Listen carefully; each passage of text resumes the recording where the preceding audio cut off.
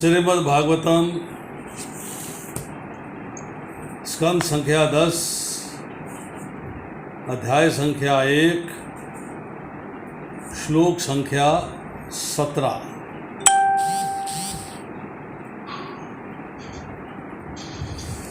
श्लोक पढ़ता हूँ, कृपया ध्यानपूर्वक सुनिएगा। भूमि दृप्त नृपव्याज दैत्य अनेक शत आयुत है आक्रांता भूरि भारेण ब्रह्माणं शरणं ययो। भूमि दृप्त नृपव्याज दैत्य अनेक शत आयुत है आक्रांता भूरि भारेण ब्रह्माणां शरणं ययो। भूमि दृप्त नृपव्याज दैत्य अनेक शत आयुतः आक्रांता भूरि भारेण ब्रह्माणां शरणं ययो।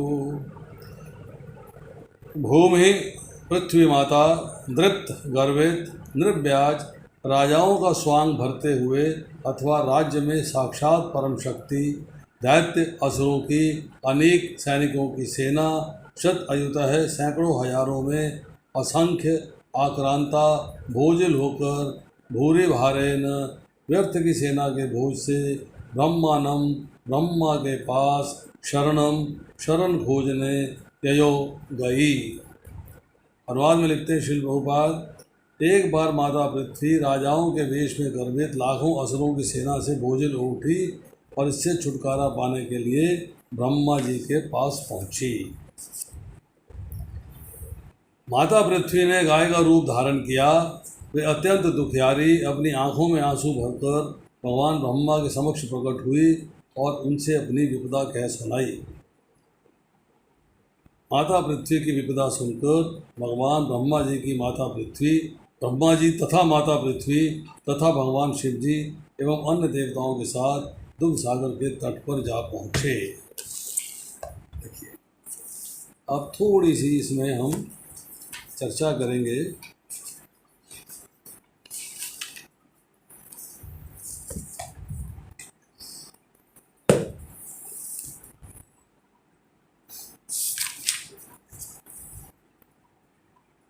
दानवों ने अत्याचार कर रखा है, दैत्यों ने अत्याचार किया हुआ है, आसुरी स्वभाव के जो मनुष्य हैं वो भी अत्याचारी हैं और राजा हैं कुछ दुष्ट हैं। इन सब के भार से बहुत ज़्यादा पीड़ित होकर अत्यंत पीड़ित होकर पृथ्वी ने गौ का रूप धारण किया। इस गौ का रूप धारण करके अनाथ की भांति रोती हुई कि मेरा कोई स्वामी नहीं है, मेरा कोई रक्षक नहीं है, कोई मुझे सुरक्षा नहीं दे रहा है, मैं इन सबसे पीड़ित हूँ। बिलखती हुई रोती हुई अपनी व्यथा को बयान करने के लिए वो ब्रह्मा जी की शरण में जाती है। उसकी कथा सुनते हैं ब्रह्मा जी। ब्रह्मा जी उसकी कथा सुन के कहते हैं कि हमारे को जो है इस वक्त जो उपाय है वो करना है, वो सिर्फ वैकुंठ धाम में भगवान नारायण विष्णु क्षीर सागर के तट पे वहाँ भी वहाँ पहुँचना है और उनसे प्रार्थना करनी है कि हमारे कष्टों का निवारण करें। ये सारा जो है उल्लेख हम पढ़ रहे हैं गर्ग संहिता के गोलोक खंड से, उसके दूसरे अध्याय से। गर्ग संहिता जो ग्रंथ है ये रचित है महर्षि गर्गाचार्य के द्वारा, जो कि यदुकुल के महान आचार्य थे।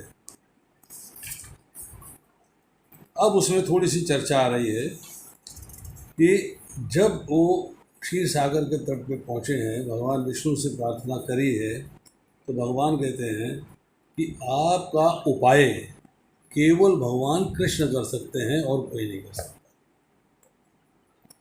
वो ही अनगिनत ब्रह्मांडों के स्वामी हैं, वो ही परमेश्वर हैं, वही अखंड स्वरूप हैं और वही सब देवताओं से अतीत है, देवातीत है। उनकी लीलाएं अवर्चनीय हैं, अनिवर्चनीय हैं। उनको असाधारण व्यक्ति समझ नहीं सकता तो साधारण व्यक्ति उनका बखान भी नहीं कर सकता। उनकी कृपा के बगैर ये कार्य सिद्ध नहीं हो सकता। अब देखिए, अब भगवान कृष्ण के द्वार पे क्या हो रहा है, समझिए। सब लोग शिव जी सहित, ब्रह्मा जी सहित, देवताओं सहित सब जो है भगवान कृष्ण के द्वार पर पहुँचे हैं। द्वार पर पहुँचे हैं और वहाँ जाके उन्होंने जो है, जो द्वारपालियाँ हैं, द्वारपालिकाएँ हैं, उनको अपनी व्यथा सुनाई कि हमारी ये समस्या है और हम भगवान कृष्ण का दर्शन प्राप्त करना चाहते हैं और उनको अपनी रिक्वेस्ट करना चाहते हैं, उनको बताना चाहते हैं कि हमारी ये समस्या है, इसको आप प्लीज़ हल करिए। अब ब्रह्मा जी हैं, शंकर जी हैं, इंद्र हैं, सारे देवता हैं, तो ये भगवान कृष्ण के दर्शनार्थ पहुँचे हुए हैं। अब उनकी जो सखियाँ हैं उसमें से कुछ द्वारपालिकाएँ हैं जो द्वार के ऊपर रहती है। उन्होंने अंतःपुर में जाके देवताओं की व्यथा जो है भगवान कृष्ण को सुनाई। तो उनमें से जो एक मुख्य सखी द्वारपाल जो है वो है शतचंद्रानना। उसके वस्त्र पीले हैं, हाथ में बैत की छड़ी है। वो बाहर आई और उसने जो है उनका अभिष्ट प्रयोजन पूछा और पूछा कि आप कौन से ब्रह्मांड के निवासी हैं, आप कहाँ से आए हैं। तो देवताओं ने कहा, तो बड़े आश्चर्य की बात है, वेरी सरप्राइजिंग।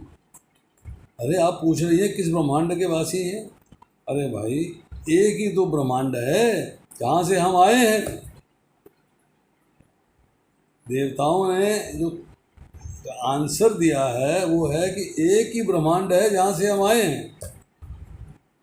तो शतचंद्रानना कहती हैं, अरे यहाँ तो विरजा नदी में करोड़ों ब्रह्मांड इधर से उधर लुढ़क रहे हैं।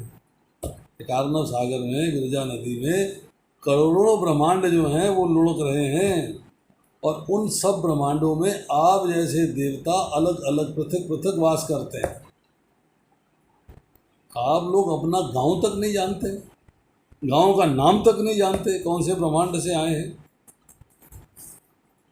अब थोड़ी सी आपको जानकारी है कि हम ब्रह्मांड से आए हैं और आप खुशी से फूले हुए हैं।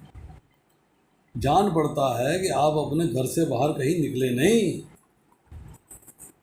फिर एग्जाम्पल देती हैं, कहती हैं जैसे गूलर के फूल में रहने वाले कीड़े जिस फल में रहते हैं उसके सिवा किसी दूसरे को नहीं जानते, उसी तरह आप जिस ब्रह्मांड में हैं उसके बाहर किसी दूसरे ब्रह्मांड को नहीं जानते।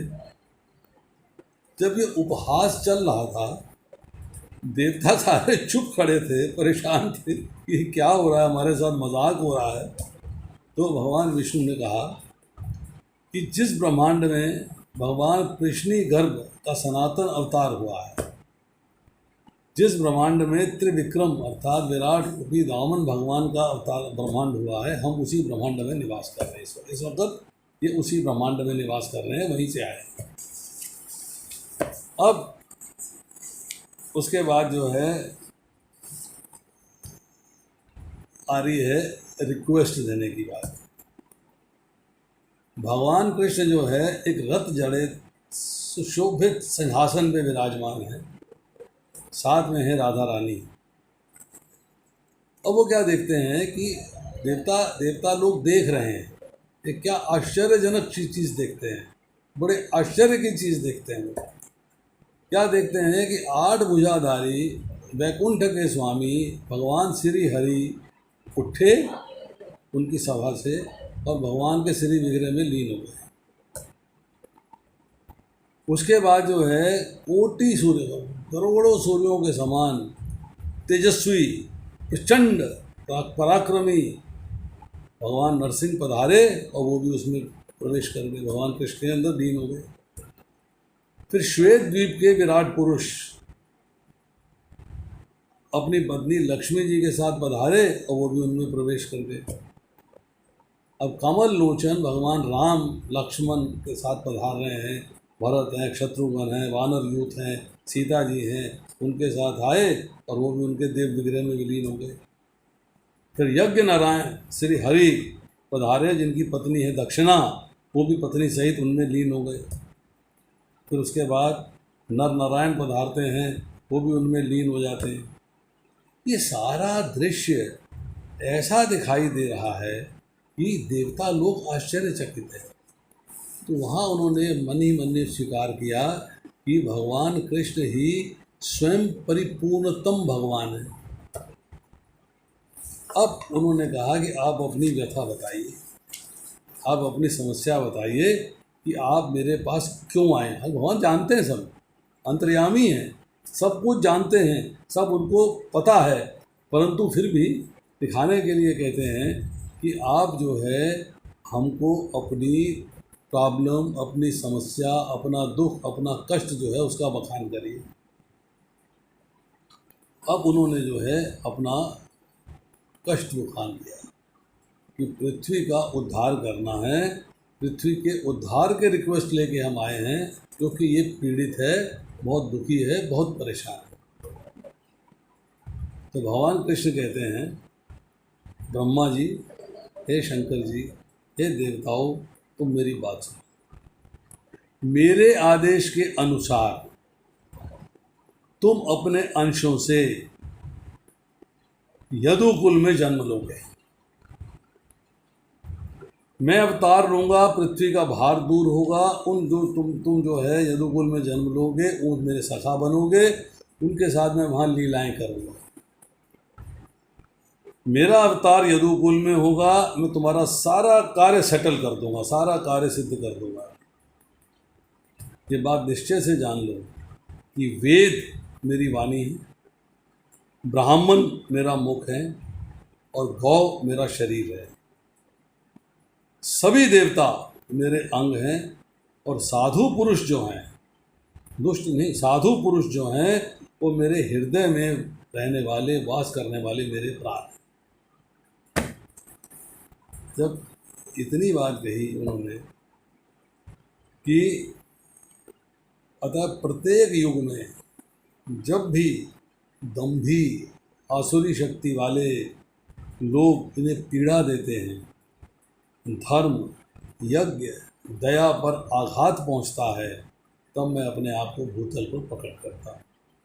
यही बात जो है भगवान भगवद गीता में कहते हैं, यदा यदा हि धर्मस्य ग्लानिर्भवति भारत अभ्युत्थानमधर्मस्य तदात्मानं सृजामि अहम् परित्राणाय साधूनां विनाशाय च दुष्कृतां धर्म संस्थापनार्थाय संभवामि युगे युगे।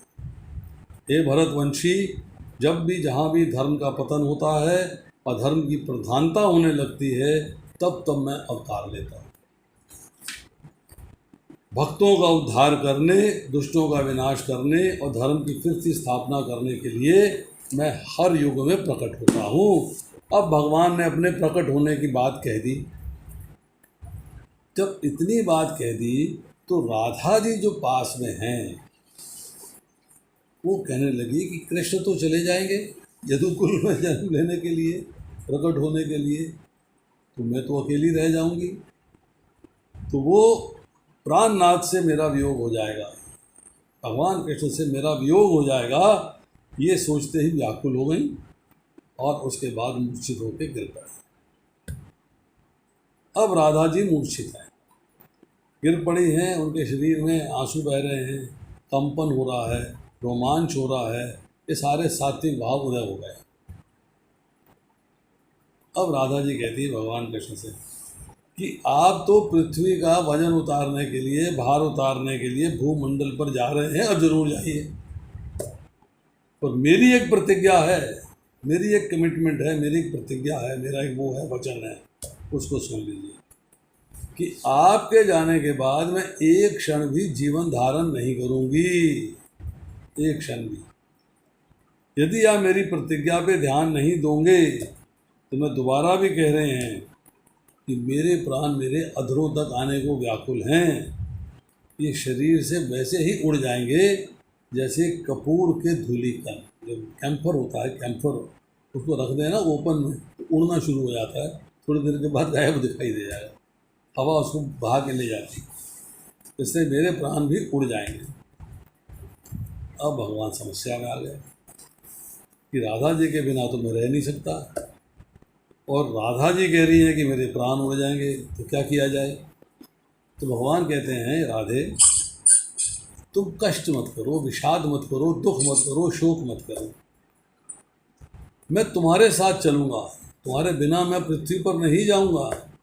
तुम्हारी बात जरूर पूरी होगी, तुम मेरे साथ चलोगी, तुम्हें मैं कैसे छोड़ सकता। तो राधा जी क्या कहती हैं, भगवान मेरी 3 कमिटमेंट हैं, 3 शर्तें हैं मेरी। अगर 3 शर्तें पूरी करोगे तो मैं आपके साथ चलूँगी, अगर 3 शर्तें पूरी नहीं करोगे तो मैं आपके साथ नहीं जाऊँगी। बोले ठीक है, शर्त बताइए। बोले पहली शर्त ये है कि जहाँ मैं रहूँगी वहाँ वृंदावन होना चाहिए। दूसरी शर्त, जहाँ मैं रहूँगी वहाँ यमुना नदी होनी चाहिए। तीसरी शर्त, जहाँ मैं रहूँगी वहाँ गोवर्धन होना चाहिए। अगर ये तीनों नहीं है तो मेरे मन को सुख नहीं मिलता। तो भगवान ने कहा कि मैं अपने धाम गोलोक वृंदावन से 84 कोस भूमि, गोवर्धन पर्वत और यमुना नदी को भूतल पर भेज रहा हूँ।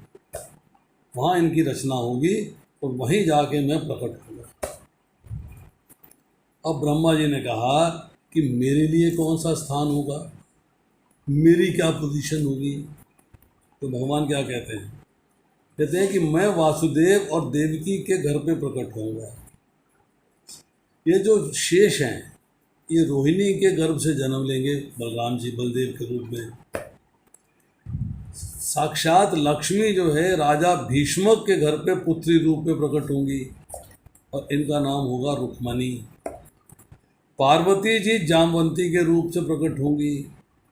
यज्ञ पुरुष दक्षिणा देवी जो है लक्ष्मणा नाम धारण करेंगी और जो विरजा नाम की नदी है वहाँ पे कालिंदी यमुना बनेगी। भगवती लज्जा का नाम भद्रा होगा और समस्त पापों को समाप्त करने वाली, क्षमन करने वाली गंगा जी मित्रविंदा कहलाएंगी। और जो कामदेव हैं ये रुक्मिणी के गर्भ से प्रद्युम्न के रूप में जन्म लेंगे और ब्रह्मा जी आप प्रद्युम्न के बेटा बन के अनिरुद्ध के रूप में प्रकट होंगे। वसु तो यहाँ द्रोणाचार्य हैं, द्रोण के नाम से प्रसिद्ध हैं, वो नंद होंगे और इनकी प्राण प्रिय धरा पृथ्वी जो है वो यशोदा जी के रूप में। सुचंद्र वृषभानु बनेंगे, कलावती कीर्ति के नाम से होगी और वहीं पे राधा जी का प्राकट्य होगा। इतनी बात जो है भगवान कृष्ण ने कही। अब भगवान कृष्ण का प्राकट्य होना है। अब देखिए, अब प्राकट्य होने के लिए चर्चा करते हैं हम।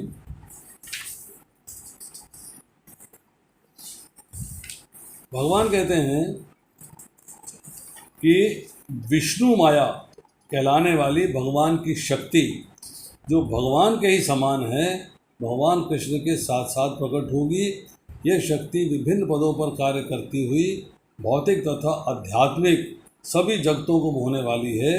वे अपने स्वामी के अनुरोध पर भगवान का कार्य संपन्न करने के लिए अपनी विविध शक्तियों के साथ प्रकट होगी। अब भगवान ने प्राकट्य की बात कर दी। अब आ रही है बात कि देवकी का विवाह वासुदेव के साथ कराया।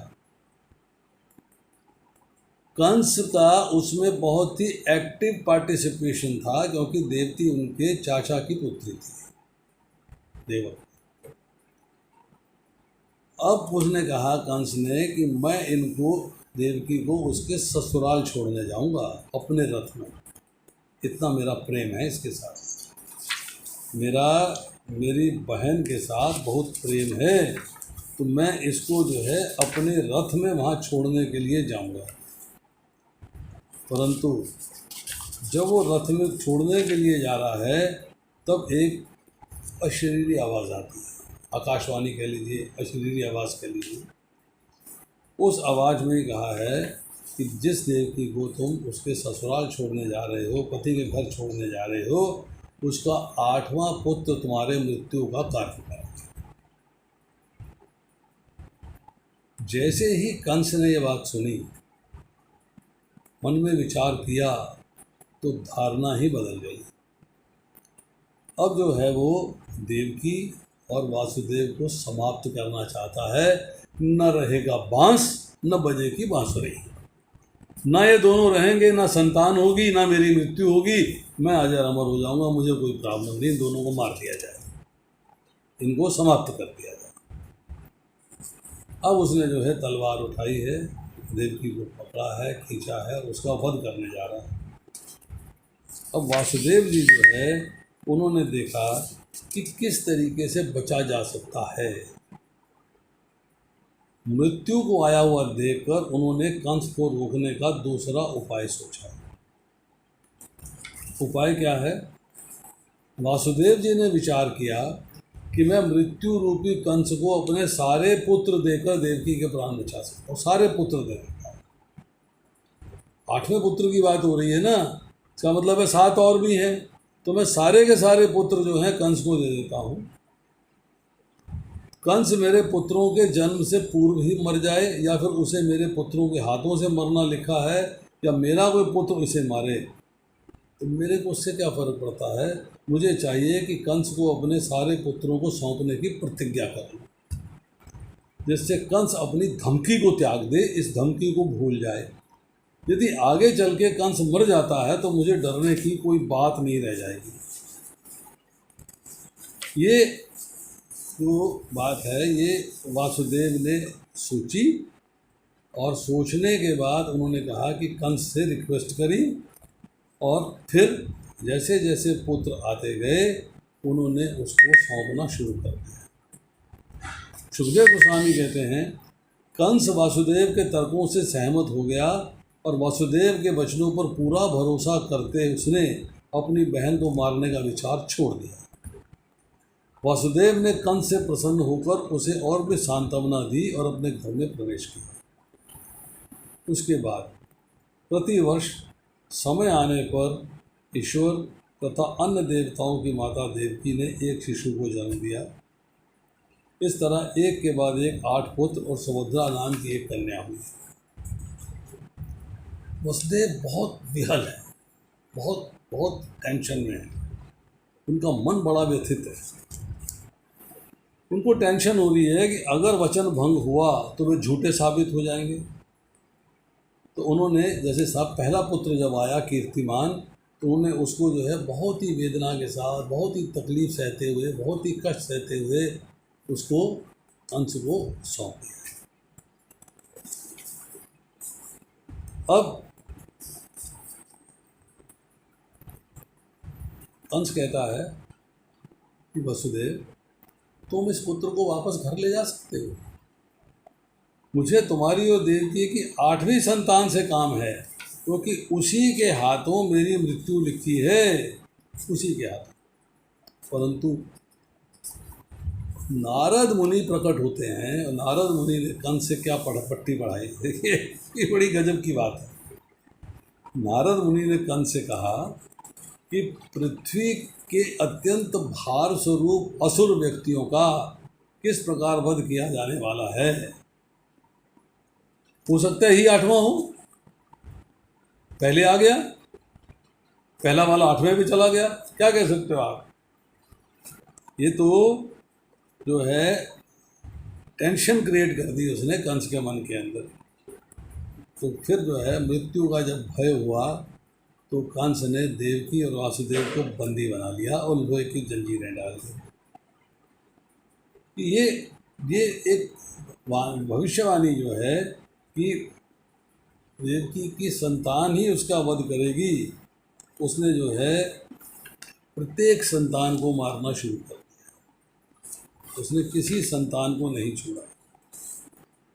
अपने पिता को बंधक बना लिया, उनको कैद में कर लिया, और निष्कंटक होकर राज्य कर रहा है और पुत्रों को एक एक करके समाप्त कर रहा है।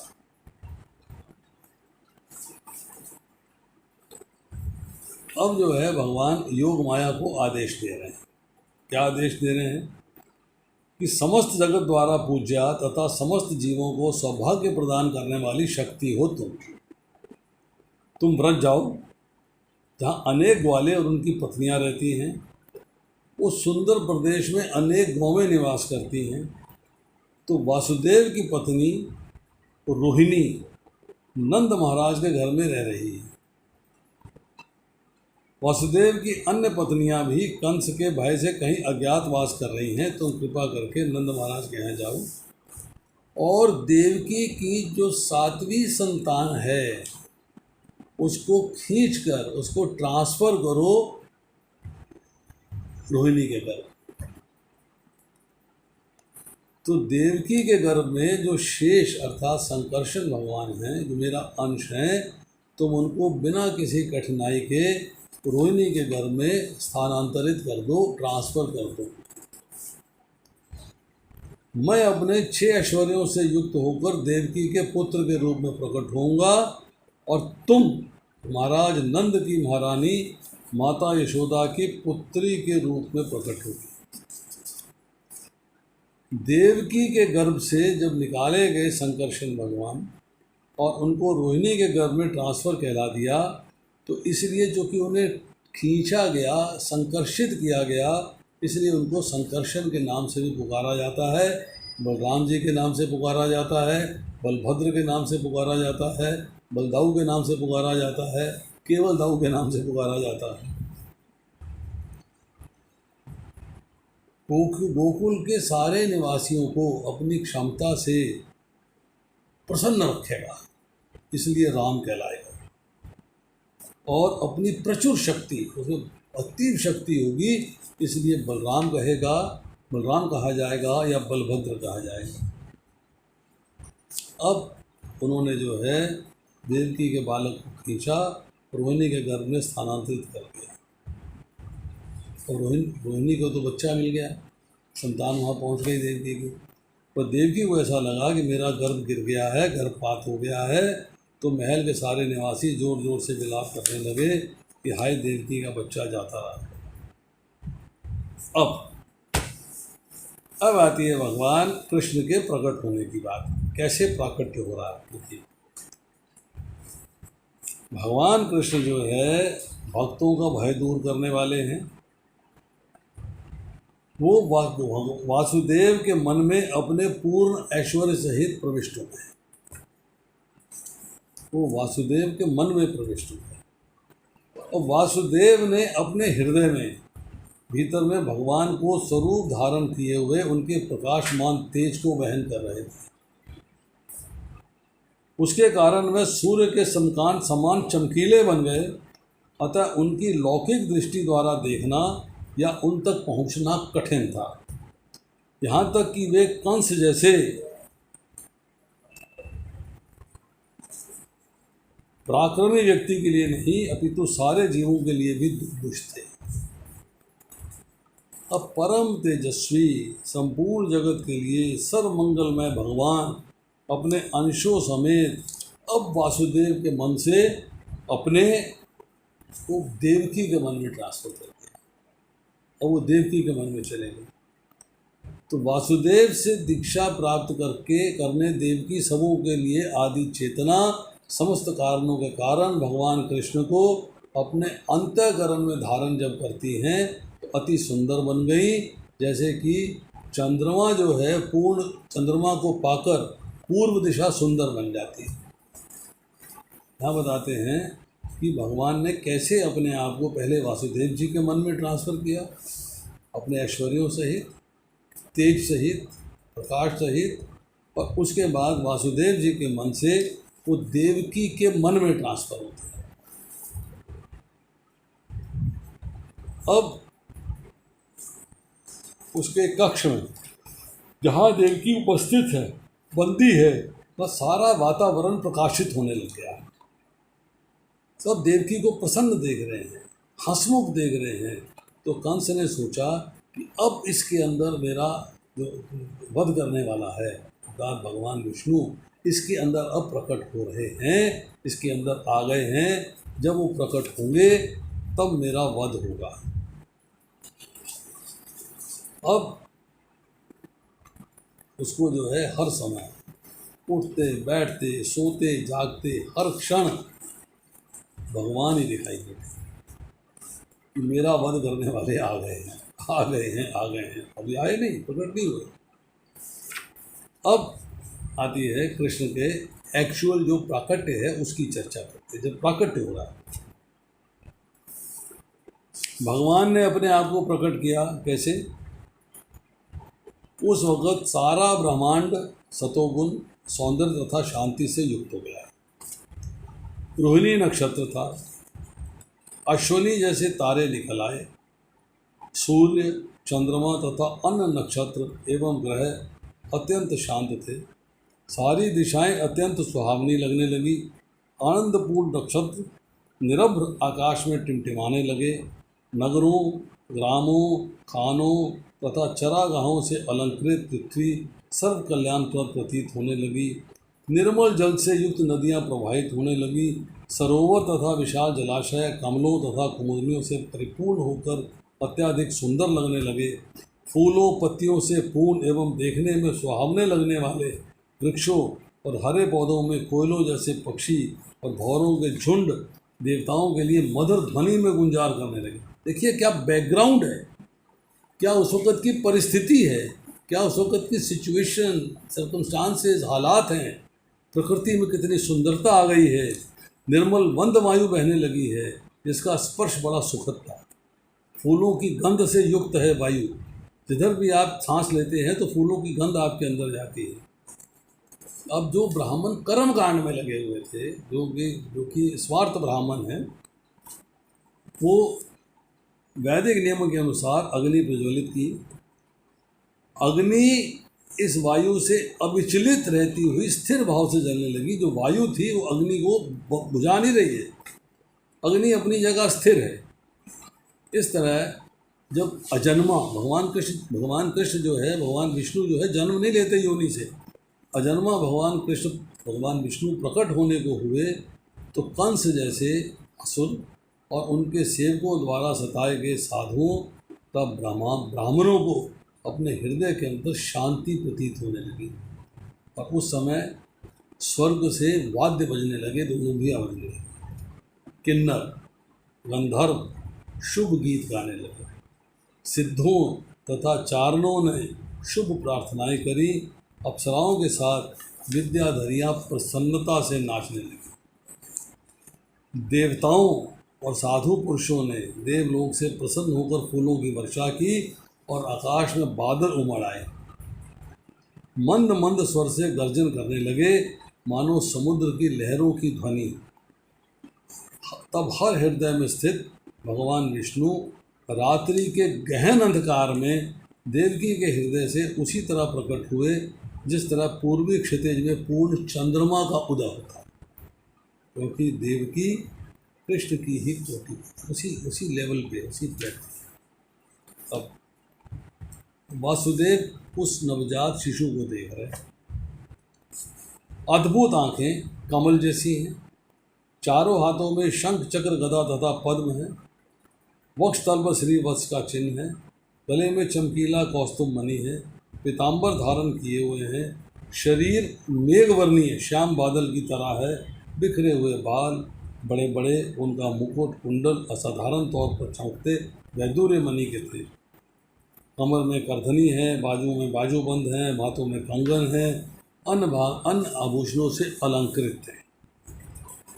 वासुदेव देख रहे हैं मेरा पुत्र बड़ा विलक्षण है, बड़ा विलक्षण है। कैसा चार हाथों के अंदर जो है शंख चक्र पद्म गदा धारण किए हुए है, वैदूर्य मणि के कुंडल है, वैदूर्य मणि का मुकुट है, श्रीवत्स चिन्ह है।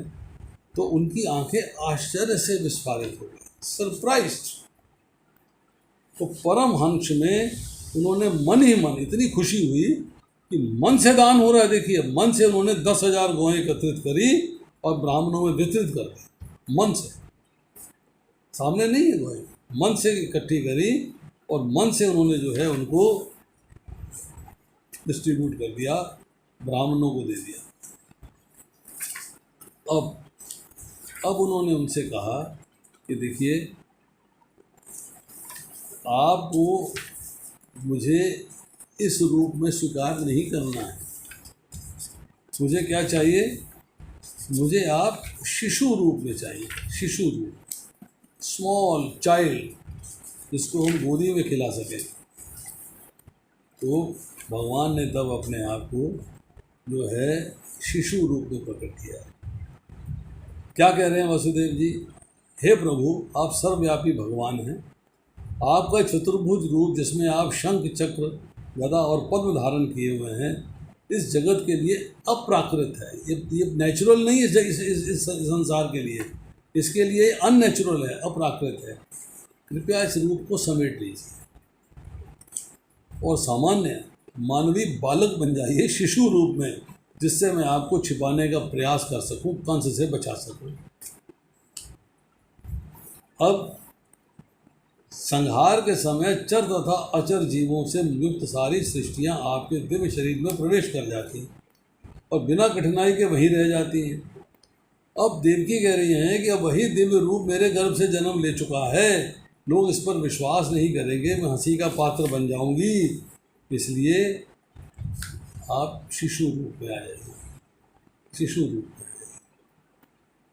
अब भगवान उत्तर दे रहे हैं कि हे सती माता, आप अपने पूर्व जन्म में स्वयंभू मनु कल्प रूप में कृष्णी नाम से विख्यात थी और वासुदेव सुतपा नाम से अत्यंत पवित्र प्रजापति थी। अब आपने जो है संतान प्राप्ति के लिए पूजा अर्चना शुरू करी। ब्रह्मा जी ने आपको संतान पैदा करने का आदेश दिया, पर आपने अपनी इंद्रियों को वश में रखते हुए कठोर तपस्या करी, कठोर तपस्या करी। आप आंधी आई, वर्षा आया, तूफान आया, कड़ाके की ठंड पड़ी, कड़ी धूप पड़ी, सभी सुविधाएं उपलब्ध नहीं थी, आपने सारी असुविधाएं सही और प्राणायाम किया। हवा और वृक्षों के सूखे हुए पत्ते खाकर मन की सारी गंदगी को, मन के सारे मल को निकाल दिया। आपने बड़े शांत चित्त से मेरी पूजा करी। 12,000 दिव्य वर्ष, देवताओं के 12,000 वर्ष आपने जो है तपस्या करी। तब मैं आपके सामने प्रकट हुआ और मैंने कहा मन वांछित वर मारो। तो तुमने कहा कि हमें आपके सदृश पुत्र प्राप्ति की इच्छा है। तो मेरे सदृश तो मैं ही हो सकता हूँ, डुप्लीकेट तो कोई हो नहीं सकता, तो मैं ही जो है आपके पुत्र बन के प्रकट होऊंगा, मैं आपका पुत्र बन के प्रकट होऊंगा। तो इसलिए जो है सबसे पहले मैं अदिति और पिता कश्यप के रूप में वामन में आया, उसके पहले आया कृष्णी गर्भ और कृष्णी के रूप में। मैं उसके बाद जो है आया वामन के रूप में अदिति और पिता कश्यप से, और अब मैं आया हूँ देवकी और वासुदेव के गर्भ से कृष्ण रूप। तुम पति पत्नी निरंतर अपने पुत्र रूप में मेरा चिंतन करते रहे हो, किंतु तुम ये जानते रहे हो कि मैं भगवान हूँ। इस तरह निरंतर स्नेहपूर्वक मेरा चिंतन करते हुए तुम सर्वोच्च सिद्धि प्राप्त करोगे, अर्थात भगवत धाम जाओगे। अब देखिए, भाद्रपद का महीना है, कृष्ण पक्ष है, अष्टमी का दिन है, तो भगवान कृष्ण जो है अर्धरात्रि को प्रकट हो रहे हैं। जन्म लिया है दुष्टों का संहार करने के लिए, साधुओं का परित्राण करने के लिए और भक्तों को अपनी लीलाओं का आनंद देने के लिए। मुख्य कारण जो है वो है भक्तों को अपनी लीलाओं का आनंद देना, कि भक्त जो है मेरी लीलाओं से आनंद की प्राप्ति करें, दे मस्ट एंजॉय। दुष्टों का संहार एक कार्य है, ठीक है, दुष्टों का संहार होगा तो साधुओं का परित्राण ऑटोमेटिकली हो जाएगा, वो भी ठीक है। परंतु भक्तों को, मतलब जो मेरे डिवोटीज़ हैं, उनके साथ जो मेरी लीलाएं हैं, उनका जो आनंद लेना है वो एक डिफरेंट चीज़ है। तो इस तरह जो है भगवान ने अपने आप को प्रकट किया है भाद्रपद के मास में, अष्टमी की रात्रि में, कृष्ण पक्ष में। आज इतना ही, शेष फिर 2 मिनट वेट कर लो, बैठ जाओ। शेष फिर किसी का कोई प्रश्न है तो पूछ सकता है।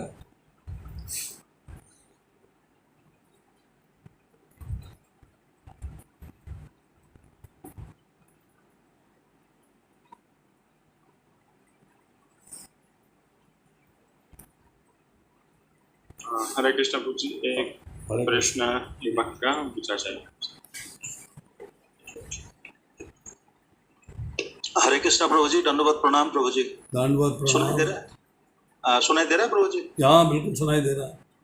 हाँ yes Prabhu ji, thank you. Prabhu ji, मेरा प्रश्न था, जैसे आपने सेवेंथ जो आपने बताया कि जो बलराम जी हैं, जो देवकी का गर्भ से, मतलब ये रोहिणी का गर्भ में स्थानांतरित किया गया था और देवकी का जैसे मिसकैरेज ऐसे कुछ माना गया था। तो मैंने ये भी सुना था जो 6 जो गर्भ है, यहाँ पे दुर्गा देवी मतलब महामाया वो भी आई थी क्या? वो एक बार बता दीजिए, थोड़ा सा क्लैरिफाई कर दीजिए प्रभु जी। ऐसा है कि 6 पुत्र जो है ना, उनको टोटल 8 हुए और एक सुभद्रा देवी लिखा है भागवतम के अंदर। भागवतम में स्पष्ट लिखा हुआ है कि 8 पुत्र हुए हैं। 8 में से 6 कौन थे, और 7वें बलराम जी थे, और 8वें भगवान कृष्ण स्वयं थे, और एक सुभद्रा देवी पुत्री के रूप में प्रकट हुई। तो अगर देखा जाए तो हिरण्यकशिपु जो है उसके जो पौत्र हैं, वो पौत्र जो हैं उनका अपने पिता के हाथों ही वध होना है। इसलिए वो जो पौत्र हैं, वो जो कंस है पूर्व जन्म में कालनेमी थे, तो उसके जो पुत्र हैं वो जो जन्मे हैं वासुदेव और देवकी के गर्भ से, और वो अपने पिता, क्योंकि वो कमिटमेंट थी कि उसके पिता के हाथों ही वध होना है, तो इसलिए जो है उनका वध जो है कंस ने किया है। वो 6 पुत्रों का वध जो है वहाँ हो रहा है। ये आप थोड़ा पढ़ेंगे ना भागवतम को, तो इसमें आपको और उल्लेख जो है डिटेल में मिलेगा कि कैसे जो है उनका 6 पुत्रों का वध हुआ है, कैसे सारी बात की। तो उसमें जो जो जो माया, जो मतलब ये जो योग माया है, इसका जो प्राकट्य है देवकी के गर्भ से ना होके यशोदा जी के गर्भ से लिखा है साफ साफ। हम तो जो भागवतम में लिखा है वही पढ़ रहे हैं। प्रभु जी, एक्चुअली मेरे को अभी याद आया